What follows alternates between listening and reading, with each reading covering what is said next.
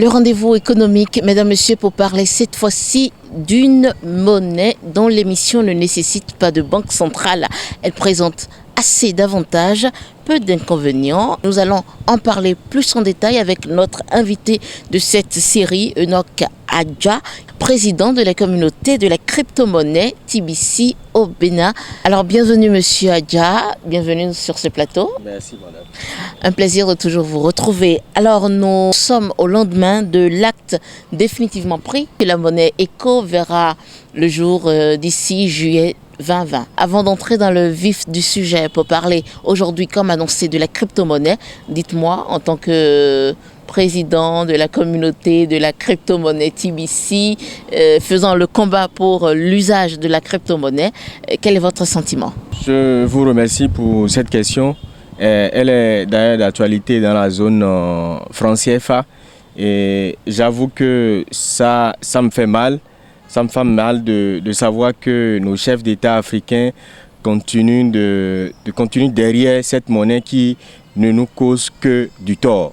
Le franc CFA n'est pas une monnaie à utiliser et il faut qu'on s'en détourne. Ça, c'est la vérité qu'il faut dire aux gens. Et ECO n'est rien d'autre qu'un changement de nom de franc CFA, alors que ce que nous réclamons va au-delà d'un changement de nom de CFA. Ça commence par la sortie des Français du conseil d'administration de la BCEAO et puis ça va jusqu'à aller couper les billets que les Africains vont utiliser chez eux en France. Ça fait partie des choses que les Africains, nous qui sommes dans la zone CFA, nous sommes en train de refuser. Mais rien de tout ça ne figurait dans la liste des concessions que le président français a eu à accorder. Donc, j'aurais su ma soif et je dis ECO n'est qu'une dévaluation du CFA. C'est ce qu'il faut retenir. Alors, nous entrons alors dans le vif de cette émission. Nous sommes là aujourd'hui pour parler de la crypto-monnaie. Alors, qu'est-ce que la crypto-monnaie? La crypto-monnaie, c'est une monnaie virtuelle qui est émise de pair à pair, d'un téléphone à un autre, d'un membre à un autre, d'un téléphone à un autre, d'un ordinateur à un autre, vice-versa. C'est une monnaie qui se transmet sans intermédiaire, sans banque centrale, et puis il n'y a pas de serveur par-ci ou par-là pour contrôler ces données que nous utilisons dans le transfert de la crypto-monnaie. Donc il faut comprendre que c'est un système complètement décentralisé que les populations peuvent utiliser sans faire recours à une banque, qu'elle soit primaire ou qu'elle soit centrale. Et puis, on n'a pas de permission à demander à qui que ce soit. Il n'y a pas de serveur tel que j'ai dit quelque part pour qu'on dise qu'on pourrait attaquer ce serveur, on pourrait faire si quelqu'un pourrait contrôler. Donc, en résumé, il faut comprendre que la crypto-monnaie, c'est juste un moyen d'échange créé, stocké, et puis de manière électronique sur la blockchain.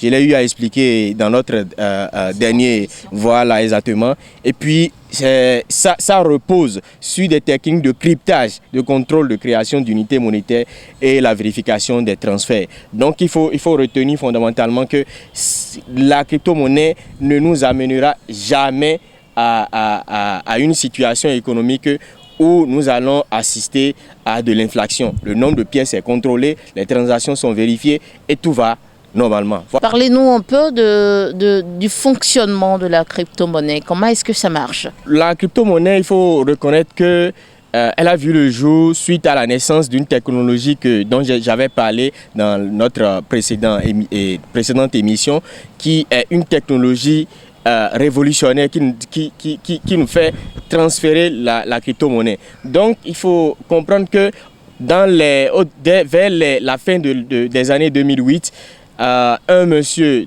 du pseudonyme Satoshi Nakamoto, ou c'est un groupe d'individus parce qu'on ne connaît pas leur identité, après l'invention de la blockchain, ils ont réfléchi pour dire: est-ce que nous n'allons pas créer un système de transfert d'argent, un réseau qui va nous permettre de transférer un peu comme si on était entre nous à partager des fichiers, sans avoir recours à un serveur central, sans avoir recours à une unité centrale. Donc l'idée est partie de là. Mais il faut comprendre que dans tout réseau de transfert d'argent, il y a le minimum dont on a besoin. On a besoin des comptes, on a besoin des points de vente où les gens pourront aller demander le transfert de l'argent, on a besoin des transferts, on a besoin des soldes. Au-delà de tout ça, ce qui est fondamental, qu'il faut rechercher dans un système de transfert, c'est d'éviter la double utilisation, la double dépense. Et quand je parle de double dépense, c'est qu'il faut éviter qu'un élément d'une base de données, d'une entité, utilise 2 fois la même monnaie, la même pièce. Donc, c'est ce que Satoshi Nakamoto, ils ont finalement retrouvé et qui apporte la révolution. Je l'ai expliqué et puis je vais juste pour résumer comment est-ce que ça marche pour cette fois-ci. Après cette découverte, vu que nous n'avons plus recours à une banque centrale, à une banque primaire, à un intermédiaire avant qu'un individu A n'envoie de l'argent à un individu B, voici comment les 4 étapes selon lesquelles une crypto-monnaie peut être créée. Première étape, il faut l'étape de projet. Quand je parle d'étape de projet, il faut que ceux qui nous suivent comprennent que quand on veut faire n'importe quoi, il faut s'asseoir pour planifier.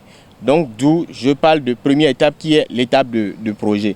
Et puis, deuxième étape, cette étape consiste à créer de façon numérique les pièces. Ça, c'est le rôle des informaticiens. Et puis, troisième phase, la phase de distribution de la pièce, puisque quand on crée une monnaie, on veut permettre aux agents économiques de pouvoir l'utiliser. Donc, il faut leur permettre de l'avoir à moindre coût. Donc, il y a la phase de distribution. Et puis, la 4e phase où la monnaie rentre en bourse. La bourse n'est juste qu'un marché où les monnaies s'échangent entre les titres et les actions des sociétés. Donc, la 4e phase, c'est la phase où la monnaie va en bourse pour être échangée les unes contre les autres. Donc, voilà en résumé ce que je peux dire sur le mode de fonctionnement de la crypto-monnaie. Je vous ai bien écouté, Monsieur Nokadja, mais j'ai quand même une toute petite inquiétude concernant le fonctionnement. Est-ce que, puisque en vous présentant, on vous présente comme le président de la communauté de la crypto-monnaie TBC au Bénin, est-ce que de ma position, je pourrais aussi, derrière mon ordinateur avec mon équipe, écrire le projet d'une monnaie et dire qu'elle est informatisée, que c'est aussi de la crypto-monnaie? Vous savez, merci pour cette question. La création d'une crypto-monnaie revêt de la connaissance, de la compétence. Si vous avez la compétence, si vous avez la connaissance, vous pouvez créer votre crypto-monnaie. C'est libre à tout le monde. Parce que jusqu'au jour d'aujourd'hui, nous dénombrons jusqu'à environ 3000 crypto-monnaies. Ce n'est pas un secteur fermé. Si vous pensez que vous avez une activité, vous avez un projet qui pourrait soutenir une telle crypto-monnaie, qui pourra lui permettre de fructifier, de prendre de la valeur, puisque sur le marché de la bourse, c'est la loi de l'offre et de la demande qui gouverne les crypto-monnaies. Si vous avez de la connaissance, de la compétence, pourquoi pas, allez-y, le marché est ouvert. Alors, est-ce que ça ne dénote pas d'une instabilité? Se lever et créer de la monnaie, si on parle de monnaie là. Oui. C'est pas dangereux, c'est pour aboutir à la sécurisation de la chose que vous proposez en alternative au franc CFA ou à l'éco. Bien entendu. Vous savez, la création des crypto-monnaies, je l'ai dit tout à l'heure, elle est contrôlée. Quand vous voulez créer de la crypto-monnaie, c'est à vous de définir le nombre de pièces de cette crypto-monnaie que vous voulez définir. On n'en coupe pas à l'infini tel que nous voyons dans le système classique fiduciaire. Vous voulez créer, selon votre activité, vous créez le nombre de pièces qui correspond au business, à l'activité qui veut soutenir votre crypto-monnaie. Donc, quand je parle de la connaissance, de la compétence, ça va également de ce côté-là. Vous ne pouvez pas créer le nombre de pièces que vous désirez. Il faut quand même que ça suive certaines normes. C'est pourquoi je parle de la connaissance et de la compétence. Non, on entend parler du Bitcoin, on a entendu parler du OneCoin, mais qui, au finish, s'est révélé une arnaque, le OneCoin. Alors, comment est-ce que vous, en nous proposant d'utiliser en alternative la crypto-monnaie, comment est-ce que vous nous mettez à l'abri de l'arnaque? Quand vous avez posé la question, vous avez parlé de OneCoin, je ne voudrais pas trop développer, mais il faut comprendre que OneCoin, c'est une histoire de crypto-monnaie qui, d'ailleurs, n'avait pas encore atteint l'étape de la bourse. Donc, c'était dans le processus. Je ne sais pas si les créateurs, les acteurs avaient une mauvaise intention derrière, mais de toute façon, ça n'a pas prospéré. Il y en a qui ont prospéré et ceux qui désirent utiliser la crypto-monnaie, puisque quand j'en parle, ce n'est pas parce que c'est seulement dans mon pays qu'on en parle, ça se passe dans l'Afrique, ça se passe en Europe, ça se passe aux États-Unis. La banque la Banque mondiale en parle, la FMI en parle, l'UNICEF en parle. Si vous voulez aller sur Google et taper la crypto-monnaie et l'UNICEF, la crypto-monnaie, la Banque mondiale, la crypto-monnaie et le Fonds monétaire international. C'est une révolution monétaire vers laquelle tout le système fiduciaire est en train de tourner. Donc, quand on veut utiliser une crypto-monnaie, il faut se renseigner, il faut demander quel genre de crypto-monnaie je dois utiliser. Parce que quand on dit je veux utiliser de la crypto-monnaie, c'est peut-être vous voulez acheter chez un fournisseur qui vous demande de le payer en bitcoin peut-être, ou bien de le payer en une monnaie. Là, dans ce cas, vous prenez votre devise ou bien la monnaie de votre pays, vous la convertissez en crypto-monnaie et puis vous pouvez payer votre fournisseur. Mais si vous avez envie de faire des investissements, là, il y a le côté investissement en crypto-monnaie parce que nous sommes à l'aube de cette révolution. Donc, vous y mettez un peu d'argent et puis ça prend de la valeur après. Il faut se renseigner par rapport à ça. Ok. Alors, parlons à présent des problèmes que vient régler l'utilisation de la crypto-monnaie. La crypto-monnaie vient régler beaucoup de problèmes. Beaucoup. Quand je parle de beaucoup, je commence par la démystification du système fiduciaire qui est en place. Pour ceux qui ont des comptes dans nos banques primaires, souvent, s'ils ont la possibilité de regarder à l'écran des banquiers ou si on leur dit leur solde de compte, ils vont constater que c'est quelque chose de magique. Ils comprennent juste que ce sont des données. La banque détient une base de données. D'accord? Et cette base de données n'est rien d'autre que des données que des individus manipulent selon des règles. Et nous ne connaissons ni l'identité de ceux qui manipulent cette base de données, ni selon quelles règles ils sont en train de manipuler. Deuxième problème que vient régler la crypto-monnaie. La crypto-monnaie vient régler le problème de la dette. La dette que soutiennent nos billets. Parce que la monnaie que nous utilisons est endettée. En troisième position, le problème que vient régler la crypto-monnaie, nous avons l'universalité de la valeur de la crypto-monnaie. Un Européen qui quitte son continent avec 1 million d'euros, par exemple, vient en Afrique, zone CFA, et se retrouve avec 655 millions au minimum. Vous voyez combien de fois il a de la largesse à piller nos ressources. Voilà un peu les problèmes que veulent régler les crypto-monnaies. Il y a l'universalité de la valeur. Vous êtes en Afrique ou aux États-Unis, vous voulez envoyer de l'argent en Asie, en Europe, vous avez de la facilité. Vous ne vous cassez plus la tête pour savoir à quel est le taux, quelle est la valeur de cette crypto-monnaie dans tel pays et dans tel continent. Voilà un troisième problème que vient régler. Un quatrième problème, pour finir, c'est les rentes dans nos banques. Ça, c'est un point qui énerve plus d'un dans notre société. Quand vous voulez aller retirer votre argent, vous êtes obligé, si vous vous rendez en agence, vous êtes obligé de faire la queue jusqu'à ce qu'on vous serve alors que vous êtes arrivé à retirer votre argent. Si le banquier est en week-end, ça veut dire que vous êtes obligé d'attendre qu'il reprenne la semaine de travail. Si vous avez la chance d'avoir une carte bancaire, vous allez commencer par chasser, par compter les distributeurs de billets et de ceci d'agence en agence. Parfois, on en rencontre qui ne fonctionnent pas.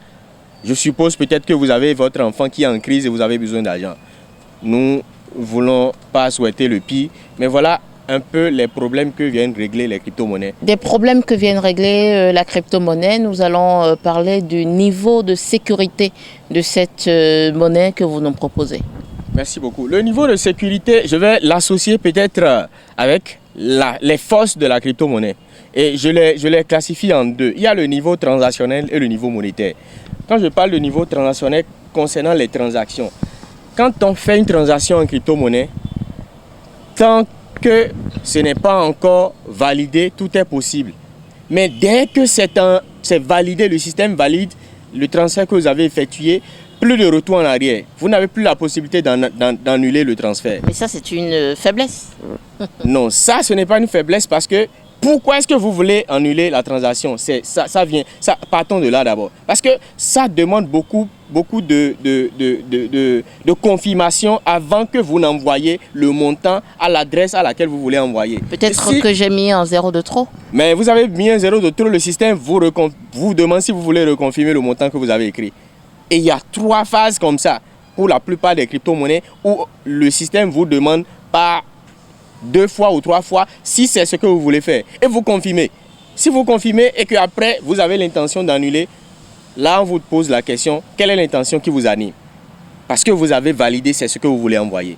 Donc, je dis, quand le système confirme, plus personne, et quand je le dis, et je répète, plus personne ne pourra annuler la transaction. Donc, réversibilité des transactions. 2, il y a les pseudonymes. C'est-à-dire que quand vous envoyez de l'argent avec de la crypto-monnaie, on peut ne pas lier la transaction ou bien l'adresse à votre identité réelle dans le monde. Vous envoyez votre argent à qui vous voulez dans le monde. Et le système ne lie pas forcément votre transfert à votre personnalité selon votre identité dans votre pays. Vous pensez que ce n'est pas une faiblesse? Non, ça, ce n'est pas une faiblesse parce que quand je veux envoyer de l'argent, celui à qui je veux envoyer de l'argent, qu'est-ce qu'il veut recevoir? Il veut recevoir de l'argent. Il s'en fout de mon identité. Si je vous dois de l'argent, pourquoi est-ce qu'on transfère de l'argent? Je vous transfère de l'argent parce que peut-être je vous dois de l'argent ou peut-être que je veux que vous gardiez une somme pour moi. Ou que c'est un pot de vin. Donc à partir de ce moment, si c'est un pot de vin. Peut-être, supposons que c'est un pot de vin. Oui. Si c'est un pot de vin et que vous n'acceptez pas les pots de vin, ben retournez-lui ça. Vous recevez l'argent, après retournez. Et c'est traçable. À un moment donné, vous pouvez reconstituer l'histoire pour dire qu'il vous a transféré de l'argent à tel moment. Ce n'est pas parce que vous lui avez vendu quelque chose, mais c'est parce qu'il vous a tendu un pot de vin. Si vous ne voulez pas accepter le pot de vin, retournez simplement. Vous voulez retracer le système pour voir qui a donné le pot de vin ou pas, qui a corrompu qui ou pas. Vous savez, quand vous envoyez un transfert, le système vous permet de commenter le transfert que vous avez fait et de mettre l'objet du transfert. Je peux mentir sur l'objet? Ben, comme dans le système classique où on ment et on tend le pot de vin aux gens, on escroque les gens et puis en voulant reconstituer le système, c'est toujours le même mensonge. La crypto-monnaie ne vient rien inventer, ne vient rien empirer comme tendre de pot de vin aux gens, escroquer les gens ou bien, je ne sais pas, le blanchiment d'argent, les gens en parlent, je dis, le blanchiment d'argent existe avant la crypto-monnaie, donc ce n'est pas la crypto-monnaie qui veut apporter le blanchiment d'argent. Je ne sais pas si je peux continuer. Donc, il y a la sécurité. Les fonds de la crypto-monnaie sont verrouillés dans un système cryptographique. Donc, que les gens soient à l'aise avec la crypto-monnaie. J'ai expliqué la blockchain, ce que c'est. C'est le système le plus sécurisé au monde. Que les gens soient confiants par rapport à cela. Donc, mis à part ça, je vais aborder un dernier point par rapport au niveau transactionnel. C'est la non-obligation de l'autorisation. Vous n'avez pas besoin de l'autorisation de quelqu'un pour transférer de l'argent. C'est ça qui m'enchante, moi, parce que vous avez envie de transférer de l'argent, plus besoin de parcourir beaucoup de kilomètres pour aller dans une agence ou dans une institution avant de transférer de l'argent. Vous avez votre téléphone, vous restez dans votre chambre, vous transférez de l'argent. Point barre. Et puis, j'aborde le niveau monétaire. Le niveau monétaire pour dire quoi? Pour vous approvisionner, l'approvisionnement contrôlé. C'est-à-dire, quand vous voulez créer de la crypto-monnaie, j'ai dit au départ que c'est un nombre limité que vous créez. Et quand vous créez le nombre limité, au fur et à mesure que vous évoluez dans la troisième phase, la phase de distribution, au fur et à mesure, votre stock est en train de diminuer. Ce qui est intéressant parce que ça nous permet d'échapper à l'inflation. Un deuxième point au niveau monétaire pour terminer rapidement, c'est que ce système ne porte pas de dette. D'accord? La monnaie dans nos comptes, tel que je l'ai expliqué tout à l'heure, c'est sur de la dette, c'est de la reconnaissance de dette. Parce que si vous n'allez pas contracter de dette, de prêt dans une banque, la banque n'enverra jamais de demande à la banque centrale pour que les billets soient coupés. Donc, la crypto-monnaie, c'est une monnaie qui n'est pas coupée sur la base des dettes. Voilà un peu ce que je peux dire par rapport du niveau de sécurité et des forces de la crypto-monnaie. Voilà, mais vous n'allez pas me dire que la crypto-monnaie n'a pas de faiblesse. Vous pouvez nous en citer quelques-uns? Bien entendu. Qu'en parlant de faiblesse, je n'en citerai pas beaucoup. Il n'y a qu'une seule faiblesse que je trouve. La seule faiblesse de la crypto-monnaie, c'est la volatilité sur le marché.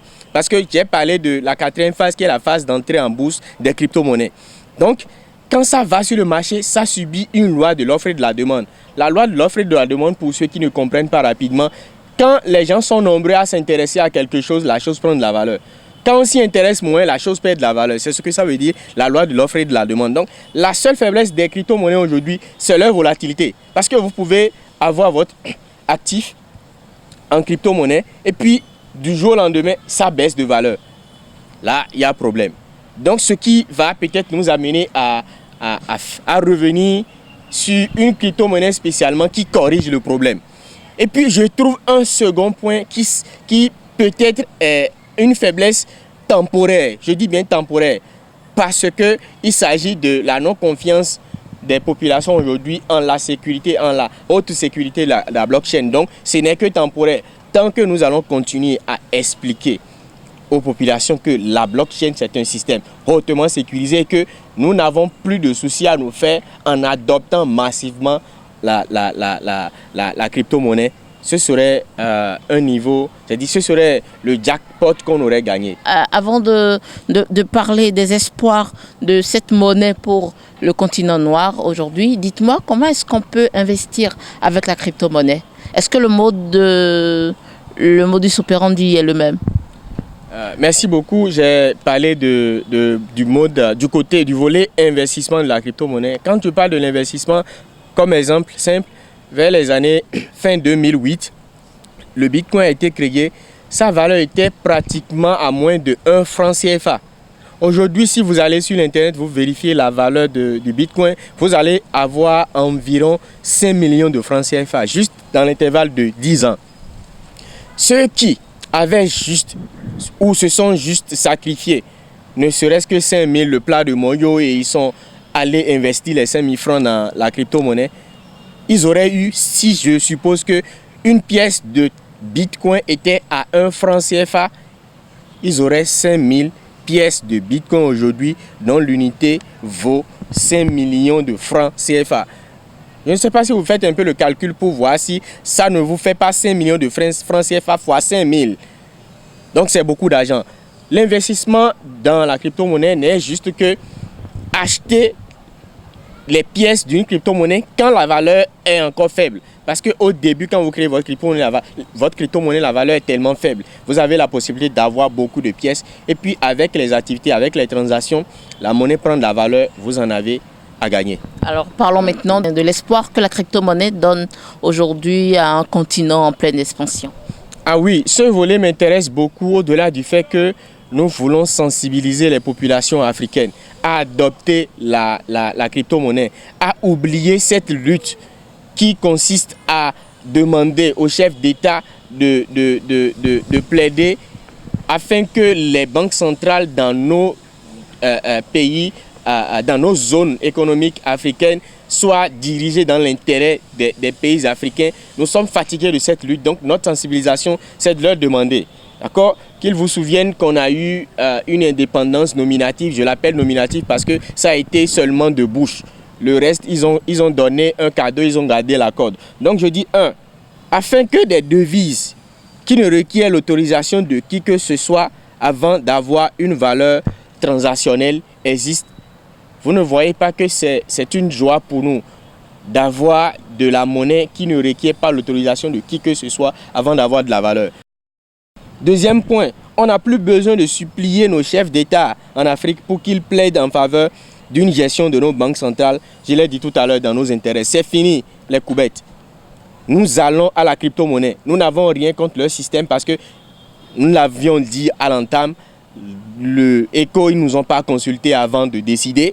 Et la parité, c'est que 1 euro égale 655 CFA égale 1200 ECO, une dévaluation qui ne dit pas son nom. Nous pouvons simplement et purement leur laisser leur système fiduciaire et tourner vers la crypto-monnaie. Et puis un dernier point qui donne de la joie à toute l'Afrique, c'est que nous n'avons plus à lutter, tel que je l'ai dit, contre le CFA. C'est fini et c'est fini en Afrique. Adoptons massivement la crypto-monnaie pour l'épanouissement financier et économique. Et voilà, nous sommes au terme de cette émission, la crypto-monnaie ou la libération de l'Afrique. Nous recevions à l'instant M. Enoch Adja, comptable de profession, président de la communauté de la crypto-monnaie TBC au Bénin. Mesdames, Messieurs, merci de nous avoir suivis. Abonnez-vous à notre chaîne YouTube.